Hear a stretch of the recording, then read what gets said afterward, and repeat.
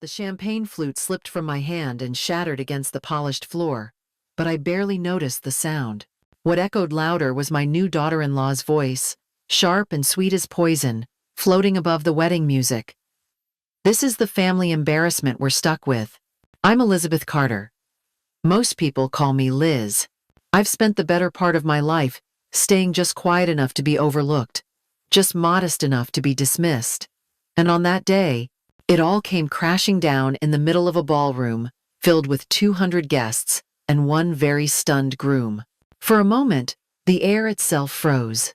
Faces turned toward me, all dressed in judgment, curiosity, or forced politeness. I could feel the heat rise to my cheeks, but I smiled, the way you do when you've spent years learning how to make yourself small enough not to offend anyone's expectations. Samantha didn't even look at me when she said it. Her hand grazed my shoulder with that perfect blend of grace and dismissal.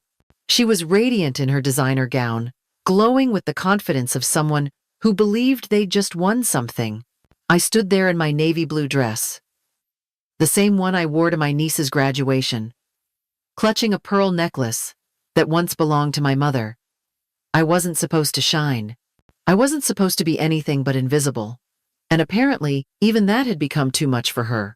My son, Nathan, was too far away to hear the exact words, but I saw the hesitation in his step, as if something in the air had shifted. He looked happy moments before, dancing under chandeliers, lost in a dream he didn't yet know might become a nightmare. I didn't say a word. Not yet. I gathered the broken glass with a napkin and excused myself from the attention, like a shadow leaving the light. But inside, something ancient and quiet stirred, something that had been sleeping for a long, long time. Most people assume I'm the kind of woman who clips coupons and knows the cashier by name at the grocery store. They're not wrong. I live in a quiet townhouse on the edge of town, where the coffee shop still knows how to make a decent latte, and the neighbors wave even if they don't know your name. My days are simple. I tend my little garden, walk my rescue dog, and volunteer once a week at the library. If you passed me on the street, you wouldn't look twice. That's how I've preferred it. My son David is 33 now. Bright, driven. The kind of kid who color-coded his high school folders and never missed a deadline. He grew up to be everything his father and I hoped for. Hardworking, honest, and fiercely independent. He met Samantha 8 months ago at a charity gala. She was dazzling. The kind of woman who walks into a room and makes people wonder who she's wearing. I met her for the first time over dinner at a seafood place David picked, trying so hard to impress her while still making me feel included. She was polite, overly so, asked questions that sounded like compliments, but left tiny splinters. "What a lovely necklace. Is it vintage or sentimental? Do you live alone or in a retirement community?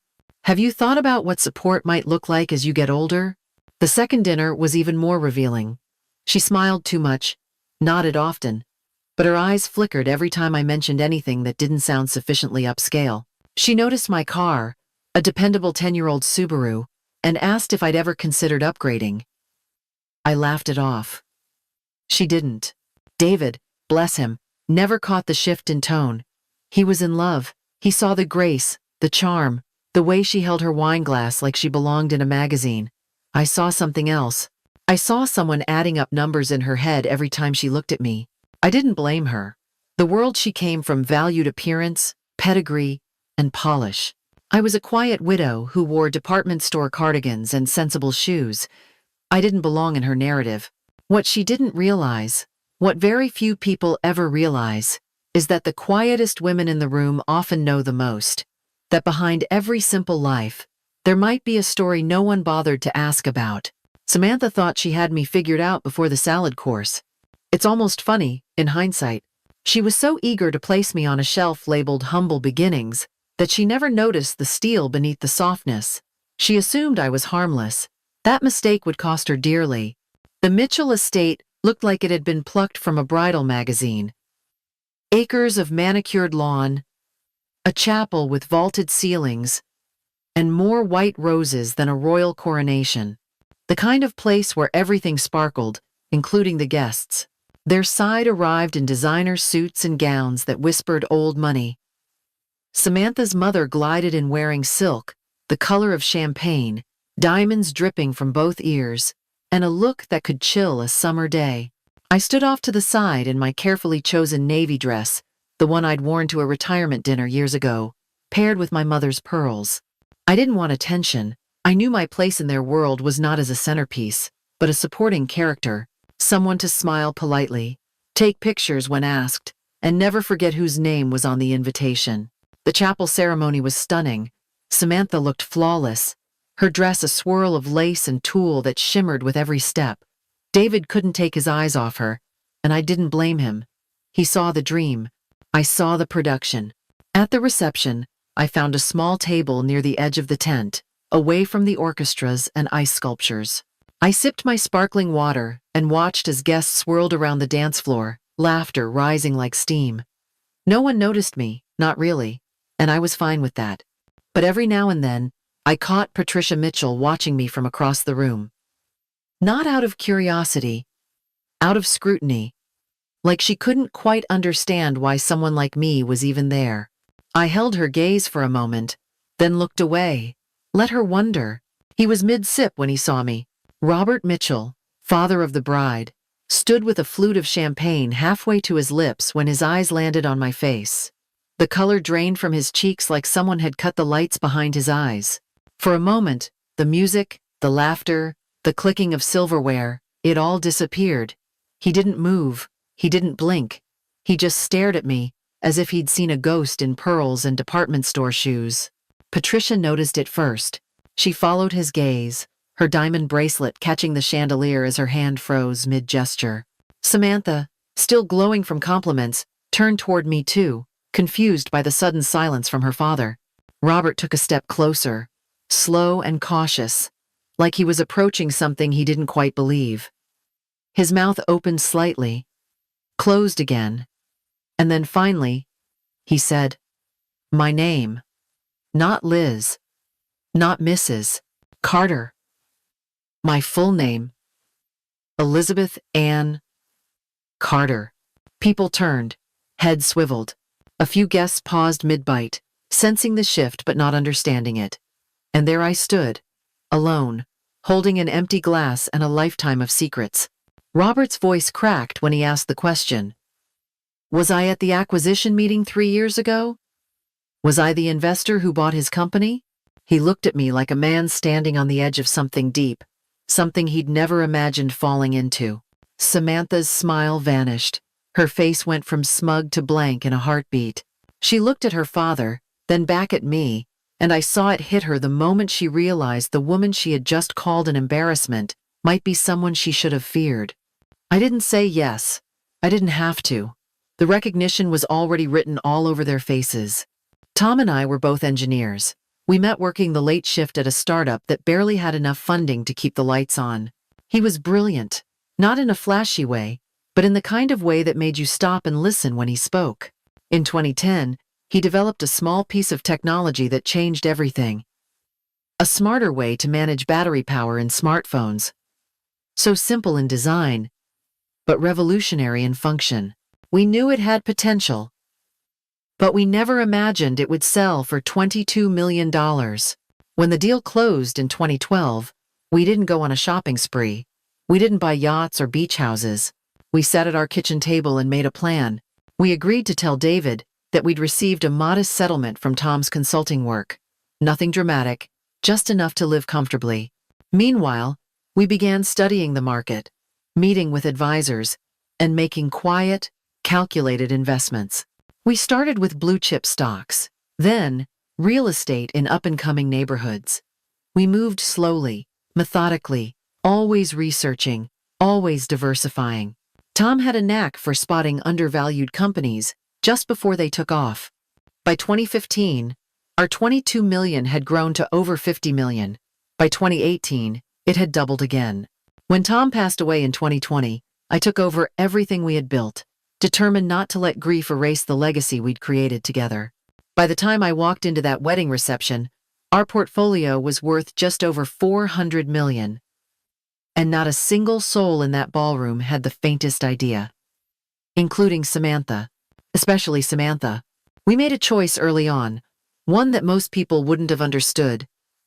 Tom and I agreed that if David ever found out how much money we truly had, it might change him. Not because he was weak or greedy, but because knowing there's always a safety net can make you afraid to fall. He was fresh out of grad school when we sold the patent, eager to prove himself, to build something on his own. We watched him struggle, save, and sacrifice. And we let him. Because sometimes the best gift you can give your child is the space to earn their own life. It wasn't easy. There were moments I wanted to step in, to write a check, to smooth the road ahead. But I'd remember Tom's words that resilience was a form of love, too. I saw him become the man his father always hoped he'd be, one who took pride in small wins, one who called me just to say he'd paid off a student loan early. I cheered every milestone from the sidelines, holding onto the secret like it was made of glass. Sometimes I felt guilty, watching him stretch every dollar while I managed accounts that could buy 100 of his homes. But other times, I felt proud. Proud that he never once acted entitled, that he never expected more than what he earned. I kept our wealth hidden because I didn't want it to own him. I wanted him to know who he was before the world handed him shortcuts. That's something no money can teach, and if I had to do it again, I would make the same choice, every single time. It started with questions that sounded harmless. Samantha would drop them into conversation like pebbles into a pond. Casual, almost playful. How long had I lived in my home? Had I ever considered downsizing? Who helped me with taxes and paperwork? At first, I thought she was just being nosy, or maybe trying to assess how much she'd eventually need to support me. But then, the pattern shifted. David mentioned she'd been asking his firm's legal team about trusts and silent partnerships. That's when I knew. I made a few discreet calls of my own, and what I found confirmed everything. Samantha had hired a private investigation firm based in New York, one that specializes in corporate ownership tracing and shell company disclosures. She wasn't trying to learn about my past. She was building a case against it, lining up dots to draw a picture of where the money was and how to get her hands on it. She had also consulted a family wealth attorney known for handling high net worth disputes. The realization hit like cold steel. I wasn't just a mother-in-law she disliked. I had become a financial target. Someone to outmaneuver, outplay, outplan. I felt cornered, exposed. Years of careful, quiet, undone in a matter of weeks by a woman who'd smiled across dinner tables and called me mom in front of guests. But fear only lasts a moment in people like me. After that comes calculation. If she wanted a game, I was ready to play it. And I had a 15-year head start. If she wanted to investigate me, then I owed it to myself to return the favor. I hired someone quiet, efficient, and expensive. Within days, I had a full report, thicker than my mortgage file. Turns out, Samantha wasn't just curious, she was desperate. 3 newly opened credit lines in her name, all maxed out. A trust fund that had quietly dried up after her father's company was sold. And a spending habit that hadn't adjusted to the new financial reality. She had been calling it love, but what she wanted was leverage. A foothold into something more stable, more permanent. She didn't marry David.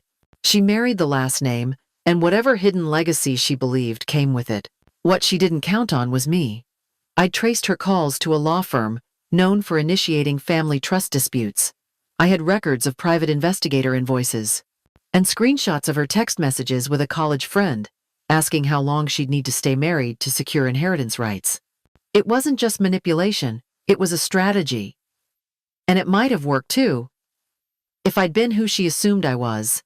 She mistook politeness for weakness, simplicity for ignorance, and most of all, she mistook discretion for absence. But I'd been running circles around boardrooms before she ever learned how to read a balance sheet. So I smiled, gathered my documents, and waited for the right moment. Not to strike, but to show her, as clearly as possible, that some games aren't played for sport. They're played for legacy. And I never lose. We sat at my dining table like three people playing a game none of us wanted to name. Samantha wore a blazer too sharp for a casual lunch. David looked like he hadn't slept. I poured coffee and waited. She opened a folder, spreadsheets, projections, a draft for something she called a multi-generational wealth plan. She talked about consolidation, tax efficiency, and strategic giving. She used words like we and us, as if the ink on their marriage license granted her access to everything I'd ever built. David sat stiffly, nodding, trying to keep up. I listened. Still. Calm. Until she looked me in the eye and said she hoped we could begin transitioning decision-making into a more collaborative structure. That was when I leaned back and folded my hands. Tell me, Samantha. Do you love my son? The words sliced through her pitch like a wire through silk. She blinked, looked at David, then back at me, smile faltering for the first time. It's a fair question, because all this talk about financial synergy makes it easy to forget that there's a marriage involved. She said it was inappropriate. Said I was changing the subject. I didn't flinch. I repeated the question. Slower this time. Do you love him? Not the version of him you imagined. Not the idea of our name or our stability. Him. David's eyes dropped to the table. His fingers tightened around his mug. The silence stretched longer than I expected. And that was my answer. She never said no. But she didn't say yes, either. I turned to my son. He didn't need translation. In that moment, he understood everything I had left unsaid. Every doubt I had swallowed. Every instinct I had ignored for his sake. Now, it was his turn to choose. And mine to end the game. I reached into the folder beside me and pulled out a single page. My voice didn't rise. It didn't need to. I told her I was prepared to offer $5 million, tax-free, if she agreed to walk away. No contact, no claims, no negotiation. Her mouth opened, but no words came. David stared at me like I'd just dropped a grenade on the table. I stayed still, letting the silence do what silence does best. She glanced at the paper, at the terms already drafted. The legal language was airtight. I'd made sure of that. She asked if I was serious. I said I'd never been more. I reminded her that what she wanted wasn't a family. It was a fund. And if she preferred cash over commitment, I was offering her the cleanest exit anyone would ever give. She looked at David, hoping, maybe, that he would object. He didn't. His silence was a closed door, and hers was the sound of calculation. I slid the paper across the table. Told her the offer expired in 24 hours. After that, we go to war. Not in courtrooms, but in headlines. She would lose more than access. She would lose her illusions. She didn't sign that day, but I saw it in her eyes. The marriage was already over. The mask had slipped. And all that remained was the price. $5 million. For the truth, for peace, for freedom. I was buying back my son's life, and it was worth every penny. It was almost a year later when David brought someone new to dinner. Her name was Rachel. She taught literature at a public school downtown and had a laugh that made the whole room feel warmer. She arrived with homemade peach cobbler and called me Mrs. Carter until I told her not to. When I asked if she wanted wine, she said she only drank on weekends and only cheap reds that didn't pretend to be more than they were. I liked her immediately. She didn't ask about investments or real estate portfolios. She asked if I liked living alone and whether I ever missed the noise of a full house. She didn't talk about trust funds or tax brackets. She talked about her students. The ones who didn't have books at home. The ones who reminded her of why she started teaching in the first place. David looked different with her. Lighter. Like someone who no longer had to prove anything. I watched him pour her tea, touch her hand when she laughed. And I saw a version of my son I hadn't seen in years. Whole. At peace. I never told her who I really was. Not the numbers. Not the past. I didn't need to. Some things, I've learned, are more powerful when left unspoken. People confuse privacy with shame. They think that if you don't display your life, you're hiding it out of fear. But privacy isn't fear. It's freedom. The freedom to protect what matters. To give without being watched. To love without needing applause. And when I looked at David across the table, with a woman who saw him for who he truly was, I finally felt it too. The quiet power of a life built carefully, chosen, defended, lived on purpose.